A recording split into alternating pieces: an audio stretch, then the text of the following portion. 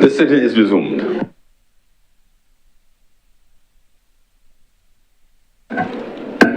Public business resumed, sir? Public business resumed. Mr. President, I'd like to revert to orders number 7 and 8. Senator Cummings. Mr. President, I'd like to move the following resolution into the record. Whereas the Tourism Accommodation Bill 2025 and the Barbados Tourism Product Authority Repeal, Transfer of Assets and Liabilities Bill 2025 have been read a first time in the Senate, and whereas it is in the public interest that a fuller discourse on these bills be undertaken, be it resolved that subject to the concurrence of the Honourable the House of Assembly, the Tourism Accommodation Bill 2025 and the Barbados Tourism Product Authority Repeal, Transfer of Assets and Liabilities Bill 2025 be referred to the Joint Select Committee standing on economic and productive sectors, and be it further resolved that the committee be empowered to consider the merits and principles of the bills and report 3 months from reference. This is the matter before the Honourable Chamber, Mr. President.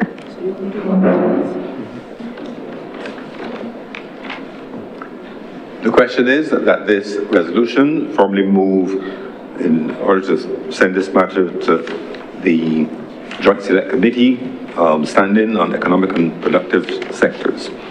And those in favor of the resolution, please say aye. Aye. Those against, please say no. The things the ayes have it, this resolution is now passed.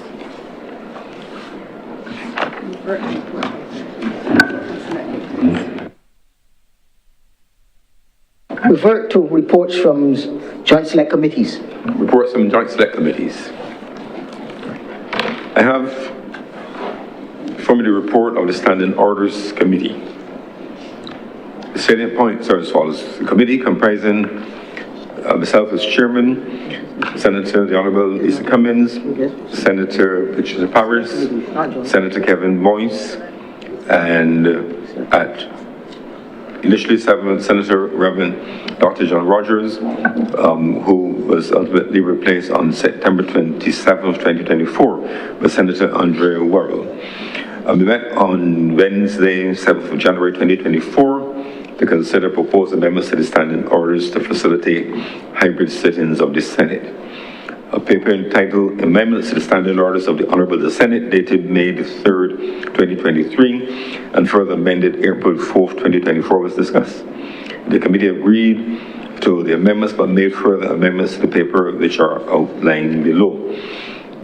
First, in relation to facilitating hybrid sittings in the Senate, the committee agreed that the Office of the Clerk of Parliament should have responsibility for determining the mechanism for hybrid/virtual sittings. The definition of the word virtual is inserted, and definition states as follows: virtually meaning using computer technology via the internet through the use of personal computers, tablet computers, iPads, and cellular phones. The committee agreed to the insertion of the words virtual attendance and explained that virtual attendance requires the senator to display the picture of the Senate chamber as his or her background, and his or her camera must be on. The committee further agreed that the Honourable the President has the authority to determine the electronic means, which is defined as a secure device listed above, and service to transmit information and data, for example, Zoom facilities.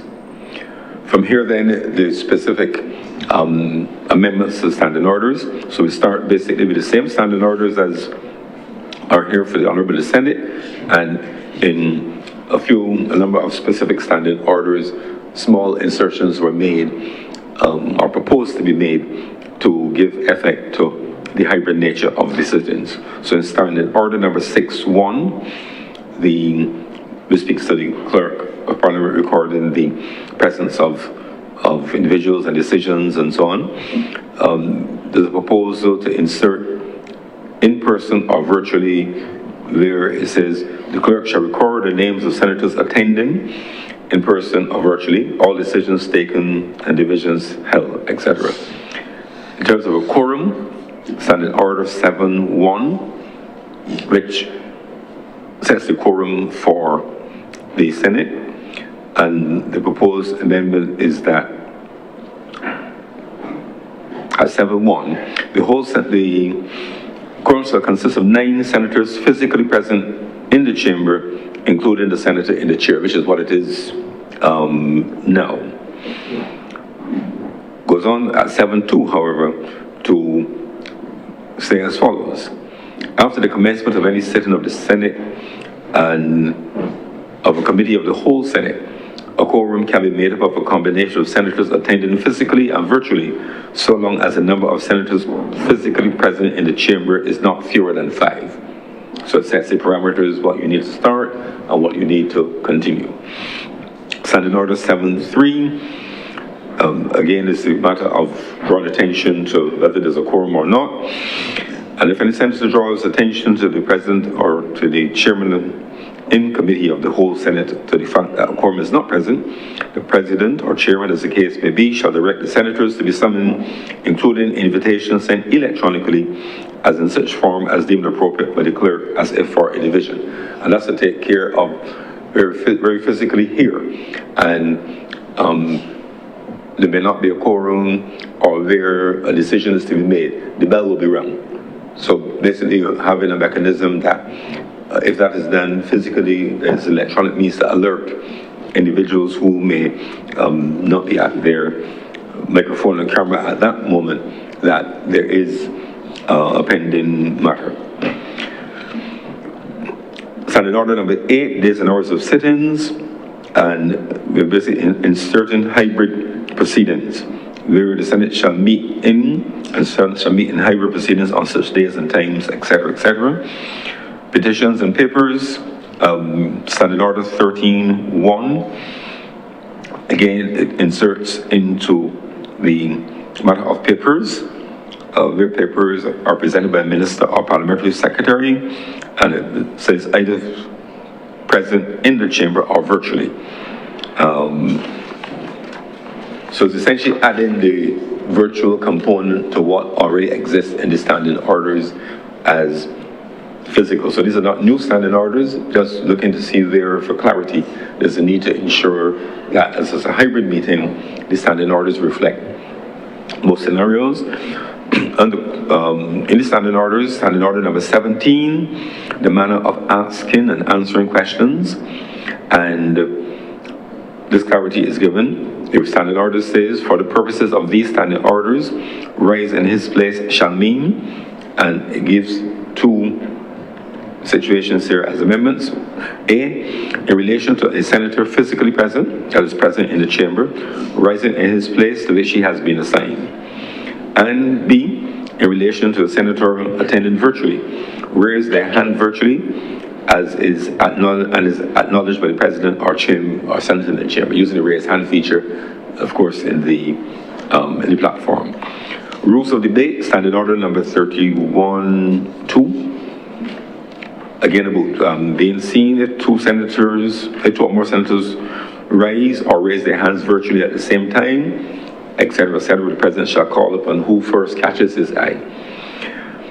And it goes on then to insert present virtually or physically in all of the relevant areas in 31.2. Standing Order number 8, an insertion. No senator attending virtually will be recognized by the president or speaker in the chair unless he can be both seen and heard by the president or senator presiding. So that you need to be seen in order to be heard. Standing Order number 9. A senator must dress and conduct himself with the same decorum as if he were in the chamber. And you know there is decorum for how we dress ourselves here. Standing Order number 10. A senator moving a motion or speaking a reply must be physically present in the chamber. Standing Order number 32. Right of reply. And this inserts basically in the existing standing order that speaks about the move of a motion or reply after all of the senators, etc. And it inserts physically or virtually in the appropriate places there to make it a truly hybrid situation. Interruptions, standing order number 33. No senator shall interrupt another senator except by raising on a point of order because raising on the point of order is physically, you're here, inserting as an amendment, or by showing his or her hand, whereupon the senator speaking shall resume his seat, etc., etc., etc. So the way that we take the points of order and other accepted points of interruption. At which point, of course, the president and so on shall do what our chairman shall do what they need to do. Standing order number 37, rules for members not speaking. A senator present, virtually or physically in the Senate during the debate, shall have his microphone on mute, shall have video on the virtual background supplied by Parliament. So if you're not in your place, it has to be under those conditions. Rules of order, number 38, responsibility for order in the Senate and in committee.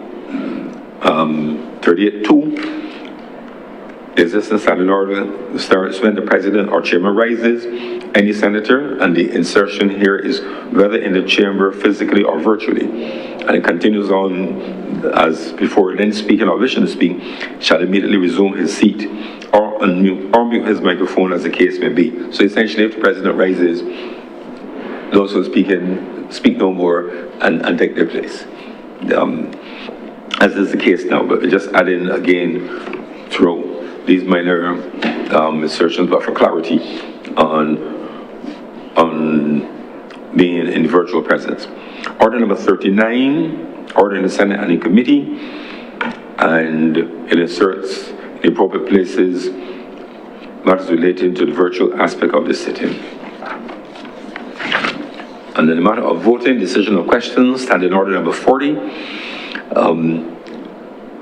And this basically speaks to, I quote it, 41 reads as follows: except as provided by the Constitution in these standing orders, all questions proposed for decision in the Senate or in committee shall be determined by a majority of votes of those present and voting. And it inserts in between present and voting, either physically or virtually. Again, no loss of voting rights because of virtual presence. Standing order 42 on divisions, and it inserts following: every senator present, physically or virtually, unless he has expressly says that he declines to vote, shall record his vote either for the ayes or the noes. The clerk shall enter in the minutes or proceedings the record of each senator's vote, and shall add a statement of the names of senators who declined to vote. And that is the proposed insertion. So physically or virtually, you need to record a vote or a recorded that you have voted. So those were the proposed amendments to the standing orders. So the committee met again today, Wednesday the 3rd of December, to approve the aforementioned amendments to the standing orders of the Honourable the Senate to facilitate hybrid sit-ins. On the motion of Senator Honourable Lisa Cummins, seconded by Senator Kevin Boyce, the amendments were approved. The committee is therefore pleased to present the amendments as that of worthy commendation and supports the adoption by the Honourable the Senate. And signed by me today's date. Just a note on procedure before I put the question. These will need to be the subject of a formal vote to amend the standing orders as a separate exercise of which due notice will be given. What is being asked of today is for the adoption of the committee's report. And if that receives the approval of the Senate, then we're able to put the matters of the amendment to perhaps our next sitting. And if they're approved, then that becomes those become the standing orders to the Honourable, the amended standing orders of the Honourable the Senate. So the question is that the report of the Standing Orders Committee dated this 3rd of December 2025 be adopted. Those honourable senators in favour, please say aye. Aye. Those against, please say no. The thanks, the ayes have it. This report is therefore adopted by the Honourable the Senate. Like I said, we will circulate the proposed amendments and the necessary, go through the necessary process for approving them as being the amended standing orders of the Honourable the Senate, so that we can proceed with hybrid sit-ins. I can tell you that the not having that hasn't so much been felt in how the Senate itself is operated, but because there's so many joint select and joint standing committees, it has been a challenge where the committees have used or wanted to use hybrid formats, but the various standing orders of the House had facilitated that. The standing orders of the Senate had not explicitly facilitated, and some senators felt that they were not in a position to participate in a manner not having the blessing of the standing orders of this particular chamber. So therefore, rectifying this matter will certainly enable a lot more flexibility and fluidity in the operation of the numerous committees which now involve members of both houses. So we hope that when these matters come to us for formal approval, that they will obtain such approval. I want to thank the members of the Standing Orders Committee, past and present, who have worked on this document to bring it to this stage where we are today.